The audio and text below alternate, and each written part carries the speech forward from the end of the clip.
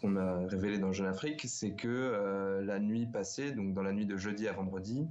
il y a plusieurs centaines d'hommes, donc jusqu'à 500 à 600 même selon certaines sources, donc environ 500 à 600 hommes de Wagner qui ont quitté Bangui par avion pour regagner la Russie et probablement en Russie pour justement repasser un peu sous la coupe du ministère de la Défense russe qui essaye de remettre la main sur Wagner. La suite, on ne sait pas ce que ça veut dire concrètement pour le déploiement de Wagner en Afrique et plus largement des forces russes dans les pays africains où elles sont déployées. Le fait que ces troupes passent sous commandement direct de l'état-major russe, ça ne va pas changer grand-chose pour les autorités. Ça veut dire que ce sera une force militaire qui sera toujours là au service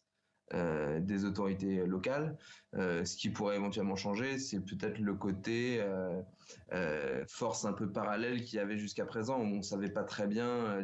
que ce soit Prigojine ou l'État russe, les deux parties jouaient un peu jouaient même beaucoup sur cette ambiguïté pour chacun tirer avantage de cette situation. Prigojine pour faire son business et tirer de nombreux profits des pays où il est déployé, et les Russes pour étendre leur influence géopolitique sur le continent, tout en disant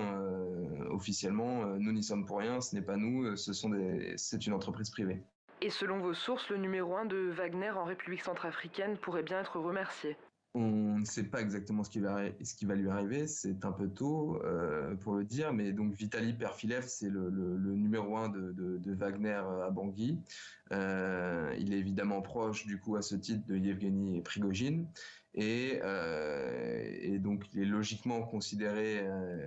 par l'état-major russe et les hauts gradés de l'armée russe comme un homme de Prigojine. Et donc dans cette logique de l'armée russe, de l'état-major russe, de vouloir visiblement remettre un peu la main sur les activités de Wagner,